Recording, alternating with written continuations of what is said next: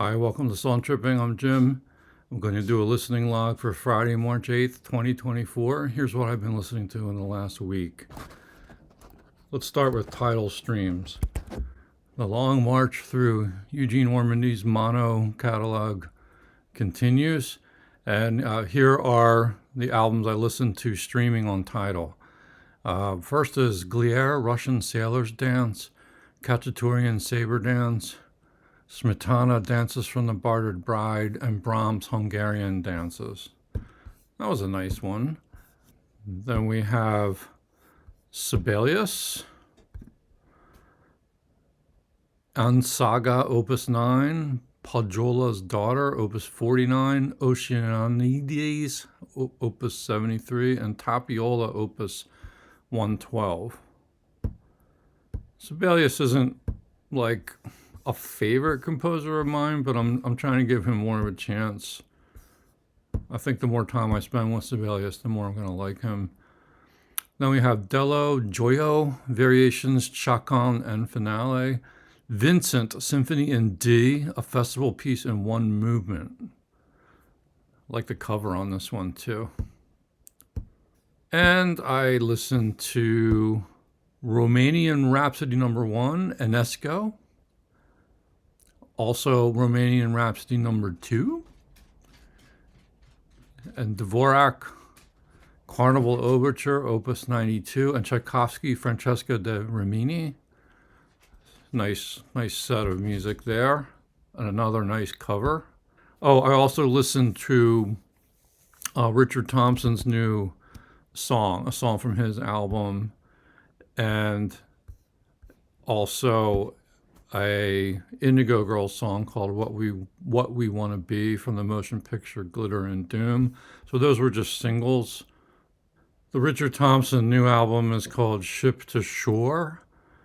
It's a 12-track album, and the only song that's out streaming right now on Tidal is called Singapore Sadie.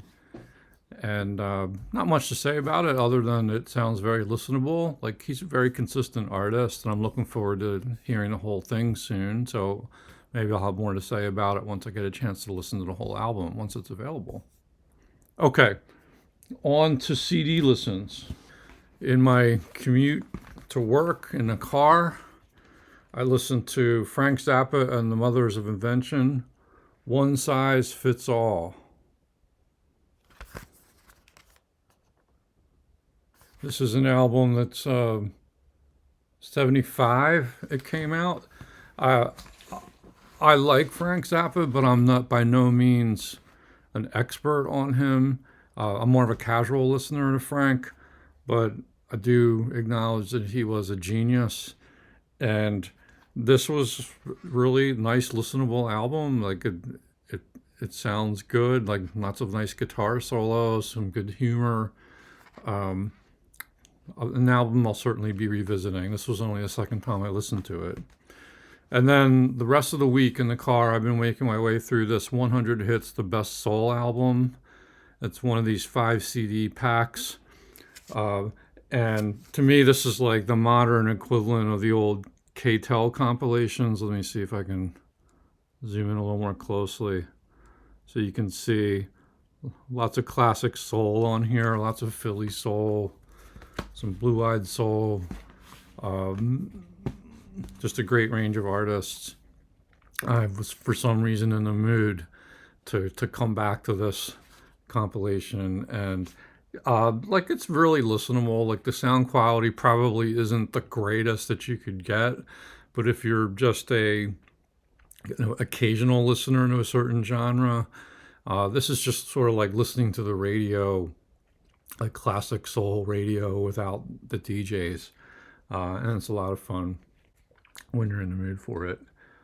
The lead-off track on CD1 is Sly and the Family Stone, Everyday People, which just as a perfect pop song, perfect soul pop song. I just always catchy whenever that comes on the air. I just love it so much. The Earth, Wind, and Fire was good. Hall & Oates, Rich Girl on here. Wild Cherry, Average White Band, OJ's, Bill Withers, Lovely Day, like love Bill Withers. A couple Nina Simone songs. She's always in style too, and on it goes. Like there's just great stuff, great stuff. So I'll probably keep listening to this next week. Now, in the vinyl realm, I really only listened to one vinyl album, and this is Cat Stevens' Foreigner. This is a promo copy, and I don't know, those of you who know Cat's records and labels can tell me if this is a special label or not. You can see the not for sale sticker on it. And this album features a suite on side one, Foreigner Suite, and then side two has The Hurt, How Many Times, Later, and 100 I Dream. It came out a lot earlier than I thought it did. This is actually I think it's a 1973 release, and it's really 73, yes. It's really the first, I see it, okay, let me back up. Cat Stevens had this classic run of albums early in his career, like when he became Cat Stevens, and Tea for the Tillerman is the obvious highlight, but there was a whole string of them, and they're recognizable, and they have like his artwork on the front and whatnot.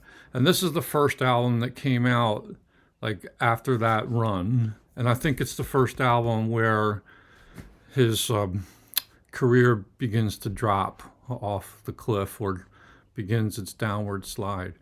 The production on this album is solid, but it's warm, it's tight, but I think it's overly compressed, just a little too much, and it does start to feel a little bit too hard-edged. There's just something about the production through the speakers, and not these speakers. I was listening on the ELACs in the living room, but they just it just sounded like they were overdoing it with the compression and limiting or whatever they were doing. But I can forgive that because the playing is good, instrumentation and whatnot. But I just don't think the songs hold up. They just don't hold up over what had come before in those previous several albums. So Foreigner by Cat Stevens is not a keeper. I'm gonna trade this one in or donate it, and I think I can live with it. I don't have it on CD. I'm not going to need to have it on CD, so this is one that I wanted to try before I got rid of it, and I've made the decision, just like with Is It So a few weeks ago. This one's gonna say goodbye to this one and probably stick to my classic Cat Stevens albums. There's just a very clear drop off to me at this point. I don't know if you agree with that or disagree with it. I'd be curious to hear in the comments what you think. If you have any other reactions to the stuff I've been listening to, or if you have any classic soul compilations you want to recommend other than the 100 hits. I went through a phase with these where I was like buying these. These are dirt cheap. You get 5 CDs for like, I don't know, maybe like $10 max is what I was paying for them. Mail order, and it was just, I have a few of these. These are good for like genres that like you occasionally listen to, but there's probably better ones out there than this. But anyway, it was fun. Well, let me know in the comments what you think. Hope you enjoyed the video. Hope you become a subscriber, and I'll check in soon. Thanks a lot. Bye-bye.